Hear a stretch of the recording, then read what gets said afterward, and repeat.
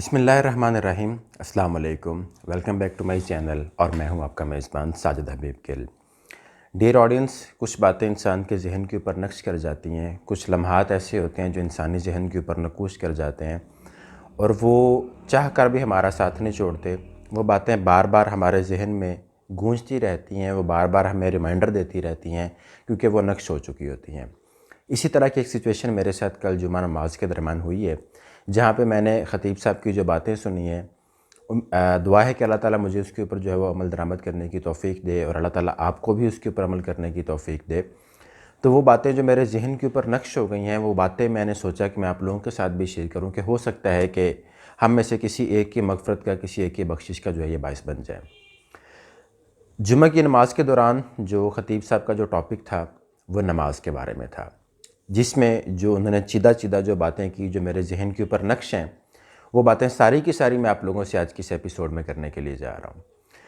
उसमें उन्होंने जब अपनी शुरुआत की, वो एक कुरान पाक की आयत पढ़ी और जिसमें उन्होंने उसका तर्जुमा बयान फरमाया कि रोज़े क़यामत जब हिसाब किताब हो जाएगा और हिसाब किताब होने के बाद अल्लाह ताला जन्नती लोगों को जन्नत में दाखिल फरमा देंगे और जहन्नमी लोगों को जहन्नुम में दाखिल फरमा देंगे। तो उसके बाद जो जन्नती लोग हैं, वो जन्नती लोग जहन्नमी लोगों से पूछेंगे कि आप लोगों के ऐसे कौन से अमाल थे, आप लोगों की ऐसी कौन सी गलतियां थी, आप लोगों ने ऐसे कौन से गलत काम किए जिसकी वजह से आप लोग जहन्नुम का जो है वो ईंधन बने हैं। तो वो लोग आगे से उनको जवाब देंगे कि हमें दुनियादारी में लगता था कि शायद यही हमारी दुनिया है और इसी में ही सब कुछ है, सारी कामयाबी इसी के अंदर है। तो जब हय्या अलस सलाह हय्या अल फलाह, चले आओ नमाज की तरफ, चले आओ कामयाबी की तरफ का बुलावा हमें दिन में 5 दफ़ा अल्लाह ताला की तरफ से आता था, तो हम लोग अपने काम काज में मशगूल रहते थे, हम लोग अपनी दुनियादारी में मसरूफ़ रहते थे, हम लोग अपने कारोबार में मसरूफ़ रहते थे। और वो जो बुलावा जिसकी तरफ आप लोग उठ के चल पड़ते थे, अपनी दुनियादारी को छोड़ के उस कामयाबी की तरफ आप लोग चले जाते थे और जाकर नमाज़ पढ़ाते थे। हम लोग जाके नमाज नहीं पढ़ते थे, जिसकी वजह से हम जो है वो आज दोज़ख में मौजूद हैं। अल्लाहु अकबर। रोज़े क़यामत आपसे फरमाया कि सबसे जो पहला सवाल किया जाएगा वो नमाज के बारे में किया जाएगा, और जो शख्स पहले इस सवाल के अंदर कामयाब हो गया उसके लिए आगे कामयाबियाँ ही कामयाबियाँ हैं, और वो शख्स जो इस पहले ही सवाल में, पहले ही इम्तिहान में नाकाम हो गया तो उसके बाद उसके लिए नाकामियाँ ही नाकामियाँ हैं और बर्बादियाँ ही बर्बादियाँ हैं। नमाज की अहमियत और फजीलत के बारे में इस हद तक कि आप सल्लल्लाहु अलैहि वसल्लम वफ़ात के करीब हैं और सहाबा को बुला रहे हैं और सहाबा से कह रहे हैं कि आप नमाज को मत छोड़ना, नमाज को तर्क ना करना, नमाज को पकड़े रखना। इस हद तक मतलब कि आखिरी कलमात आप सल्लल्लाहु अलैहि वसल्लम के ये हैं।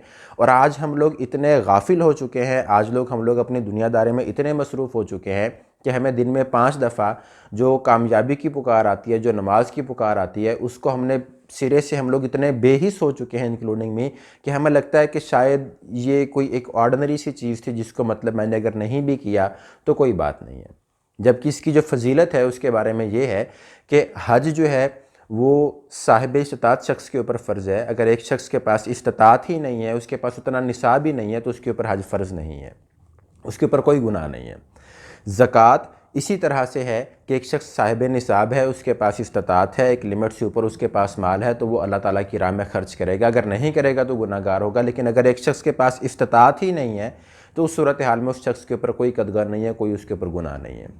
रमज़ान के रोज़े हैं, साल में 30 रोज़े फ़र्ज़ कर दिए गए हैं, रमज़ान के महीने में फ़र्ज़ किए गए हैं। और इसी तरह से वो रोज़े अगर आप लोग नहीं भी पढ़ सकते तो उस सूरत हाल में आपके पास प्रिविलेज है, आप लोग बीमार हैं, बीमारी की सूरत में आप लोग बाद में रख सकते हैं। इसी तरह से अगर आप लोग सफ़र के ऊपर हैं, सफ़र में प्रिविलेज दी गई कि आप बाद में रख सकते हैं।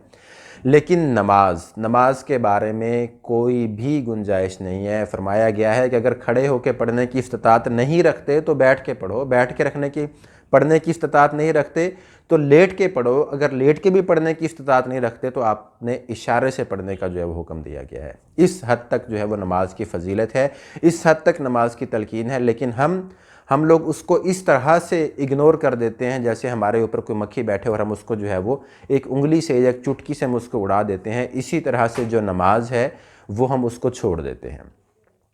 تو سامعین کرام، یہ ایک بہت بڑی فضیلت ہے، یہ ایک بہت بڑا امتحان ہے ہمارے لیے کہ ہم لوگ نماز کو جو ہے وہ بے پرکی سے اڑا دیتے ہیں۔ ہم لوگ بڑے بڑے گناہوں کو تو گناہ سمجھ لیتے ہیں، ہم لوگ زنا کو تو گناہ سمجھتے ہیں، ڈاکہ ڈالنے کو تو گناہ سمجھتے ہیں، کوئی اور غلط کام کر رہا ہے ہم اس کو تو گناہ سمجھتے ہیں، لیکن جو شخص نماز چھوڑ رہا ہے ہم سرے سے اس کو گناہ کنسیڈر ہی نہیں کرتے۔ ایون اٹ سیلف ہم لوگ دن میں نمازیں چھوڑ دیتے ہیں۔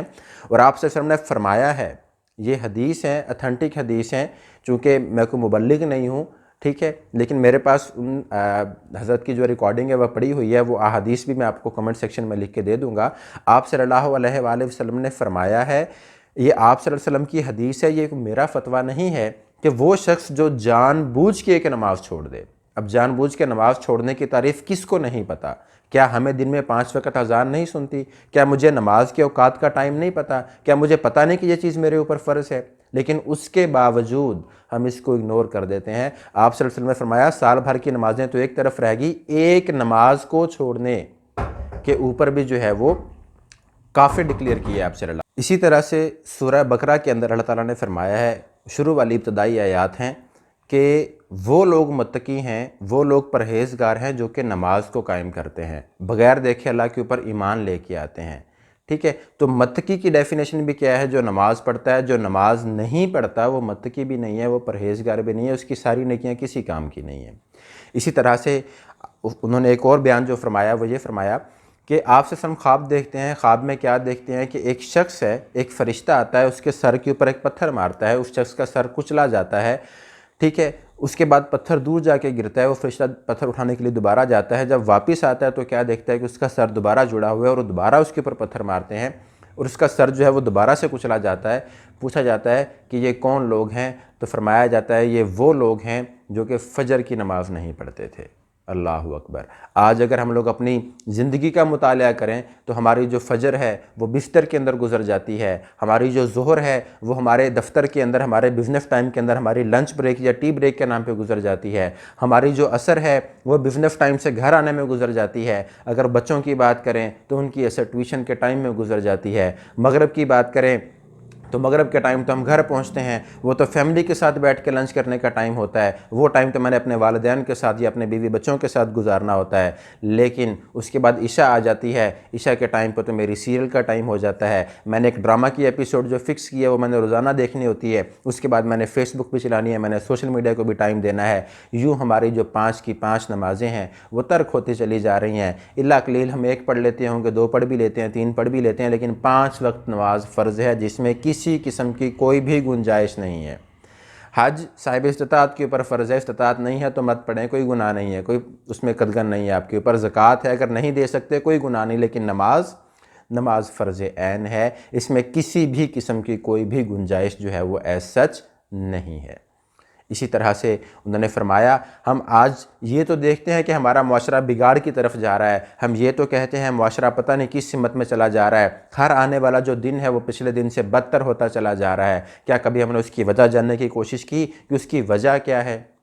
اس کی وجہ یہی ہے کہ ہم لوگ نماز نہیں پڑھتے، کیونکہ کہا گیا ہے ان الصلاۃ تنہیٰ عن الفحشاء والمنکر، کہ بے شک نماز بے حیائی اور عریانی کے کاموں سے، فحاشی کے کاموں سے روکتی ہے۔